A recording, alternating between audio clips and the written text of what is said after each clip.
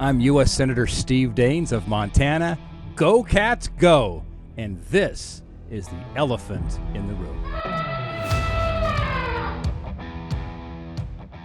Welcome to the Elephant in the Room. I'm your host, Cyrus Pearson. I'm your co-host, Sophie Delquier. And our guest today is a repeat guest. We loved having him last time, U.S. Senator Steve Daines from Montana. We liked it so much last time, we said, he can come back. Yeah.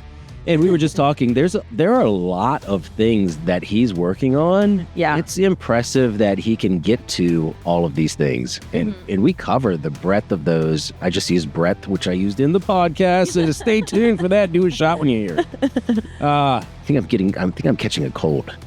I think you're fine. Okay. I think you're okay. Great. The podcast is done, so it worked. It worked. It was great. He does a really good job of deeply explaining So good. what this year looks like, what it means, who's involved, and it was just very clear. And I think that's helpful for people, even for me. Yeah, and if she wasn't clear about that, we're talking about the upcoming election.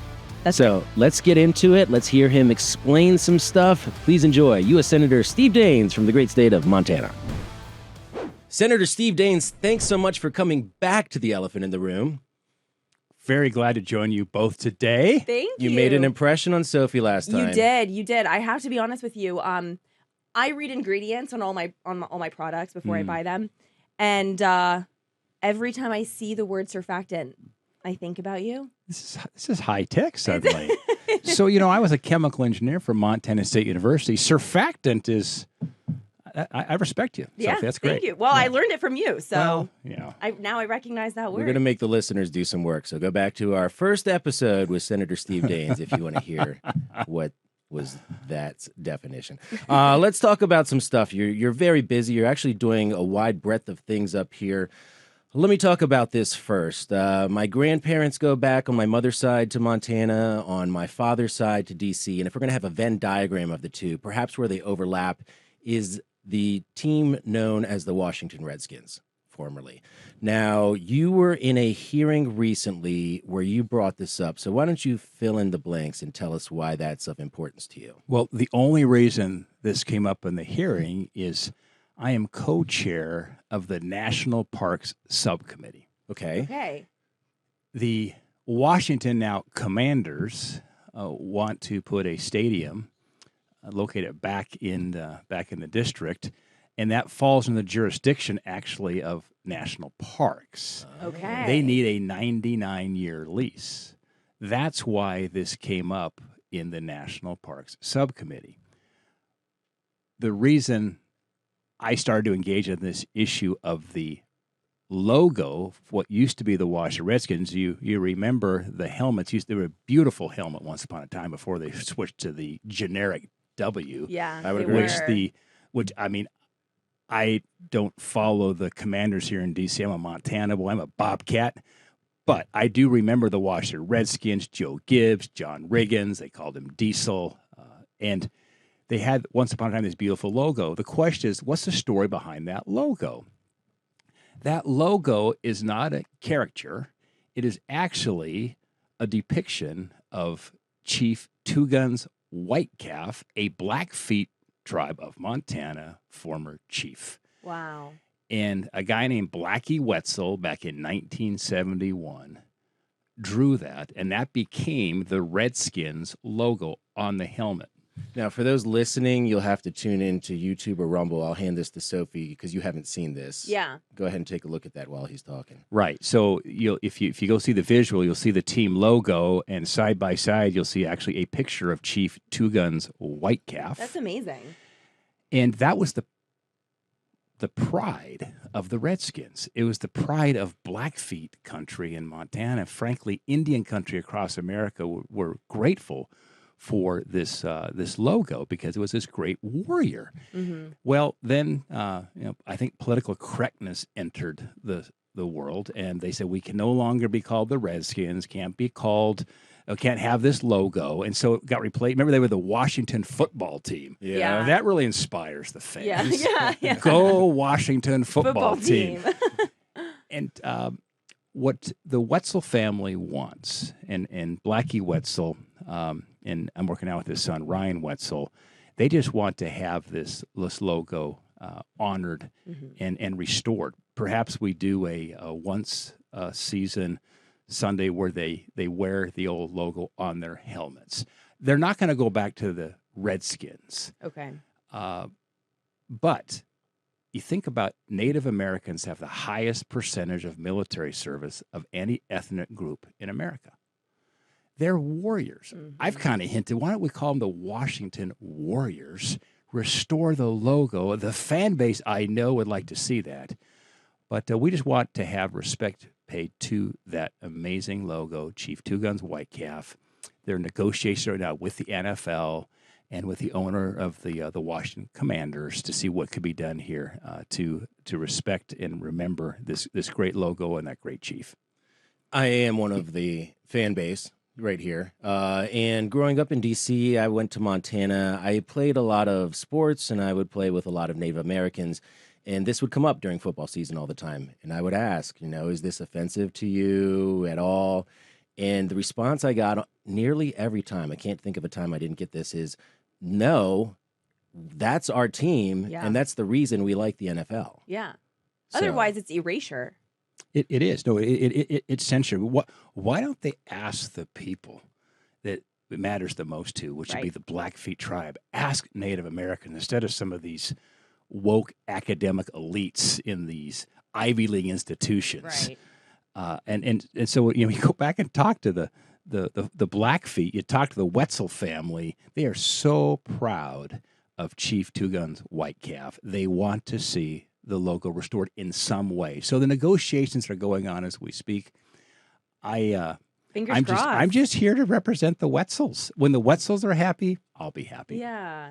That's amazing. I should have had more coffee. I'm not speaking that smoothly. Sophie, why don't you address some of the things he's well, doing after right a 3-hour now? drive from Richmond, It's sometimes fine, 3.5. yes. I won't make excuses. I was confused when I saw you fighting for this in this hearing. So I'm glad you were able to explain it. And by the way, I had no idea. Things got crazy here about 2 weeks ago. Fox 5, which is one of the local DC TV Affiliates, stations. yeah. Yep.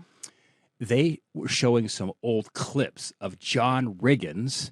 For those younger generation, just go Google John Riggins Redskins. Legend, He's a yes. legend. They called him Diesel.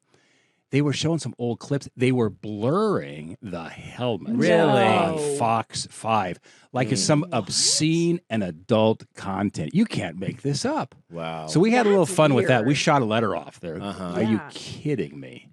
That's strange. Yeah, right. Well, thank you for your leadership on Yeah, that you bet. issue. It matters to a lot of people, and just the concept of it. Speaking of leadership, you are the head of the NRSC, the National Republican Senatorial Committee.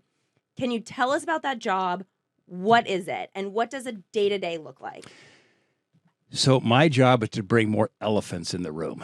We need more Love it. elephants here in Washington. That's the goal here. More elephants. Yes. So it's elected leadership. And after every 2 years, the Republican U.S. senators, a week after the election in November, we go into the old Senate chamber. And we close the door. There's no press. There's virtually no staff. It's a secret ballot leadership election. And that's where we elect the leader, the whip, basically the 6 elected leaders of Republican Senate leadership. One of those elected leadership positions is the National Republican Senatorial Committee chairman. And that's what my colleagues asked me to do. They elected me from Susan Collins to Ted Cruz. They asked me to do this job.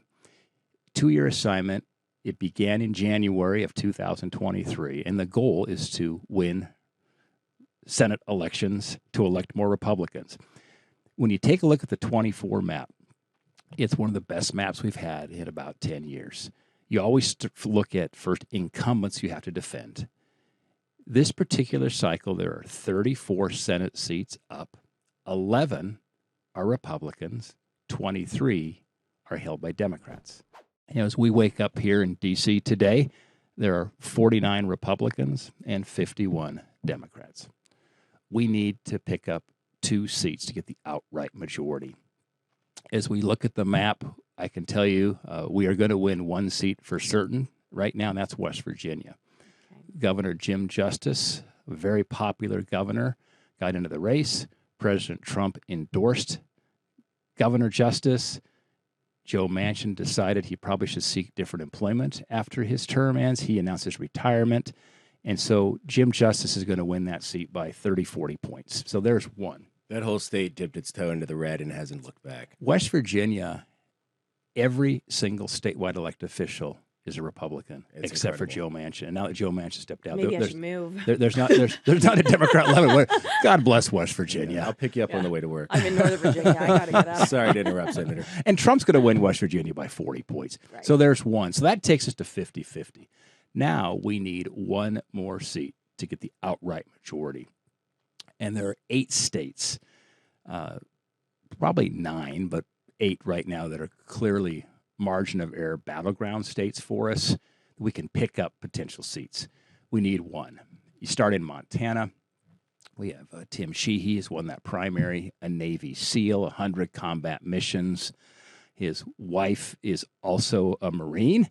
They both graduated from the Naval Academy, but Tim is a special operations guy, 4 children, amazing story. They were married while they were both deployed to Afghanistan. Wow. Because in Montana, we're the only state that allows a double proxy wedding. Because they're both deployed. This judge in Kalispell, Montana, married them by proxy. I think Tim told me that in the first 6 years of their marriage, they saw each other about 6 weeks. Imagine that. Wow. Amazing story. So there's a race that's in Montana that's very competitive. It's a tie race. The moment's a jump ball. And like West Virginia, every single statewide official in Montana is now a Republican, except for John Tester. Trump's going to win Montana by 15 to 20 points. So it's going to be a battle to the end, but Tim Sheehy is the guy to do it. And Montana has the second highest per capita veteran population in America. Oh, I didn't know So that. a veteran running in Montana is a great profile to have Right. in our state. I'm the son of a Marine from Billings, Montana. Then you go to Ohio. You've got Bernie Moreno. He's won that primary. This is a state, again, where every single statewide official is a Republican, except for Sherrod Brown. Great state. And Ohio, Trump right now is up 8 to 10 points. It's going to be a pretty good night for us in Ohio. That's going to be a really tight race. Bernie Moreno is a great candidate, businessman, immigrated from Colombia, great American success story. Just saw Bernie last night. He's running a great race. That's going to be a really competitive and tight race, a pickup opportunity for us.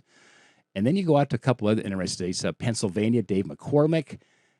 Here we have a West Point graduate, 82nd Airborne businessman. That race is really tight in Pennsylvania. I hear kind of a common theme here of veterans, by the way. Yeah. Then you go out to Nevada, Sam Brown, West Point graduate. Sam has got a great story. That's a toss-up race. In fact, Charlie Cook, one of the big prognosticators here in Washington, just moved the Nevada Senate race from lean Dem to toss-up. Oh. Sam was nearly killed by an IED placed by the Taliban in Afghanistan, severely burned. He's noticeably burned. If you go Google, Sam Brown, Nevada, you'll see here's a tall, handsome guy that has severe burns on his body's face. And while he was fighting for his life in the burn unit in San Antonio, Texas, after they had shipped him back to the United States after these horrible wounds he suffered in that bomb, there was a dietitian in the Army named Amy who was literally taking care of him with a feeding tube as he's wrapped in like a mummy type bandages. Right. And it's a great love story. Sam falls in love with Amy. Their first date was a rodeo in Texas. Oh. And now it's Captain Sam and Captain Amy Brown and their beautiful children. They're in Nevada. That race right now is virtually tied. It's going to be a very important race for us. Trump's up by 4 or 5 points right now in Nevada. But what's going to be important in Nevada, as is true around the country, is what President Trump announced at his rally in Las Vegas recently about no taxes on tips. Yeah. That's a big deal. We could talk more about that, but that is a big deal right now in places like Las Vegas, the service company, the waiters, waitresses, the blackjack dealers, the cab drivers, anybody in the service economy That's depending on right. tips. You think about Biden has increased prices by over 20% Yeah. since he took office. Think about a 20% tip. Look at that. We don't tax their tips. Right. There's kind of like the makeup for the Biden economy as Trump. It's brilliant. I mean, It it's is. great policy. It's great policies. People now are writing on their tabs, say, Trump, no taxes on tips. So that's, I think, Wow. kind of a fun thing that's kind of break out virally. Yeah. And And- it's interesting, like I was seeing that online, and I was just thinking about waiters and waitresses, and there's so many people in the service industry. But you're right, it's not just that; it's cabs. It's if you go into a local bike shop and they have a tip jar, or a coffee shop. I mean, America Yeah. really does run on, not Dunkin', but service industry, right, and customer service. It does. And you look at doing the right thing for the working people Right. of this country. That's right. That's the big shift going on in this country. Once upon a time, the Democrats said they're the party of the working men and women of this country. This is completely flipped upside Right. down now. The Democrats have become the party of the highbrowed, liberal, educated elites from right. the Ivy Leagues, infected by these woke ideology. And we are the party fighting for affordable energy, lower costs, no taxes on tips. We are now, as they say, we're the beer drinking party. The Democrats have become the high priced wine sipping party. So true. And that is the shift going on. That's why states like Montana, like West Virginia, like Ohio, that used to have more of a bluish tint to them, are shifting now. Right? Not because these hardworking American middle class folks who are in the trades and so forth, they're probably not going to show up at a Republican political event, but they're not going to vote for Democrats. They believe in the policies that we stand for. So they may not be politically active, but they're watching closely. They care about their pocketbook issues. They want their jobs. And when you see the crazy policies of the left shutting down natural gas, shutting down coal plants, shutting down pipelines, mandating EVs, shutting down gas stoves, these regulations are going to put the energy sector out of business. Very dangerous policies. The working class are saying enough is enough, and that's why they're ready to show up and vote in November. Let's get into specifics on that. And as an aside, I think I made less than $2 an hour when I bartended, so it was all tips. So it'd be nice to keep that. Right. This is kind of along the lines of what you were talking about just now, but let's make it a little more concrete. What does everyday life look like for our listeners if Democrats maintain control of the Senate? And then what does it look like if Republicans take control? Yeah, well, this is where you get into the frightening part of the podcast. If we don't get the majority back, if Joe Biden were reelected, then they would have control of the Senate. They will eliminate the legislative filibuster. Adam Schiff, who's running for the U.S. Senate in California, laid this out in January in an op-ed. They will move forward with D.C. statehood and Puerto Rico statehood. Why is that a big deal? Because that would add 4 Democrat U.S. senators in perpetuity to the United States Senate. Imagine how hard it is for us badly just to get to 51. What if you spot the Democrats 4 more seats with D.C. and Puerto Rico statehood? And if you don't think that would happen, Pelosi passed that twice in the House in the last Congress. The reason it never came to the Senate, because they didn't have 51 votes. Because they needed 60 votes because they had not blown up the filibuster. They will nuke the filibuster. That takes from a 60 vote threshold to simply 50 votes plus 1, which would be Kamala Harris. By the way, Kamala Harris has broken more ties than any vice president in our nation's history. So we've had 47 vice presidents since this great country was founded. Kamala is now the gold medalist. She just surpassed John Calhoun and John Adams. That shows you how tight the margins are right now in the U.S. Senate. So those are the first 2 things they would do, statehood for those 2, Puerto Rico and for D.C. Second, they'd move the Supreme Court to 13 justices. They don't like the conservative court. And rather than wait for a judge to age out like you normally do, they just would add 4 more justices and tip the Supreme Court to the left. Remember, 9 Supreme Court justices is not enumerated in the Constitution. There's no 9 anywhere. It's just we decide how many judges will be on the Supreme Court. They can move that to 13 through legislative action. Third is they will take over elections with their federal election takeover law. You think about the wisdom of the founding fathers. They wanted decentralized power. They did not want to have the king, D.C., to have control over all the state elections. That's why there's 50 secretaries of state. Means and methods for elections are determined by the states. Mm-hmm. This would remove all the power of the states and federalize it. So let me give you an example. In Georgia, Governor Brian Kemp, working with his Republican legislature, God bless those elephants, they passed a voter ID law requiring voter ID to vote. So that would be removed because, according to the Democrats, that disenfranchises minorities. Imagine no voter ID, chaos in elections, all mail-in ballots. Most states put some kind of cutoff, like Tuesday night, 8 p.m., polls closed, ballots must be in. They add another 2 weeks to allow any late ballots to come in, so we can't decide elections for a month or so. You can see where this all goes. Mm-hmm. Here's the point. They would do irreparable harm to this country that we never get the power back. Right. If a bad law passes, if Democrats raise taxes, we can come back in a future Congress and cut taxes. Right. This is a case where they fundamentally change the way the power structure works, where you never get it back. That is a very frightening thought. And lastly, as I told President Trump, the most important thing we can give him is a Senate majority, because we are in the personnel business. After President Trump sworn in January, we'll come back into the Capitol. We'll pass the confirmation of the director of the CIA, Secretary of State, Secretary of Treasury, Secretary of Defense. These very important continuity of government positions. Imagine for a moment if the Democrats had control of the Senate. Oh, they would. No one would get through. We'd have a constitutional crisis. You Right. think the resistance movement was something in 2017? Wait till 2025. Right, So, right. so it really hinges on the Senate. It's really, really important to get this done. We have a good map. We've got other states like Michigan in play. Maryland, Larry Hogan, great candidate there. Blue state, where we're going to be competitive. Got Arizona with Kerry Lake. We got Wisconsin with Eric Hovde. I tell you, there's great candidates running, and we really focused on finding candidates that could win not just primaries but general elections. And The momentum is there. it's there, but we haven't won a race yet, and it's going to be important that it's all about voter turnout, get people to show up. Mm-hmm. We are probably over time. Sophie, do you want to ask another question?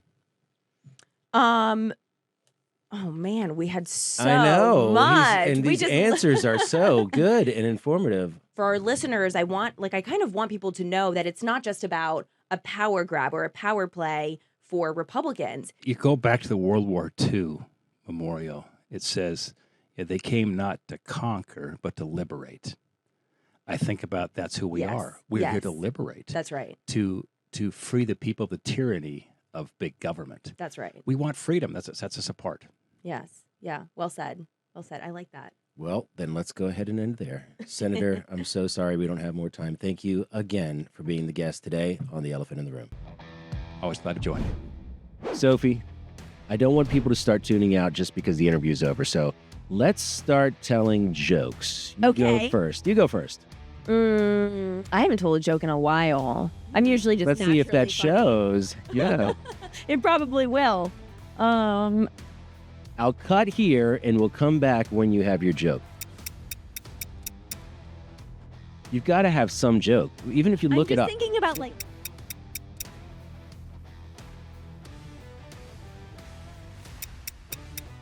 there has to be like a conservative joke, like a cute conservative joke. So I was telling someone the other day that it actually takes longer to record the intros and the outros than the actual podcast. Yeah, and were they surprised by that? Probably, but I'm not. Very good. No, never mind. Overly political. I think we give up on the joke thing.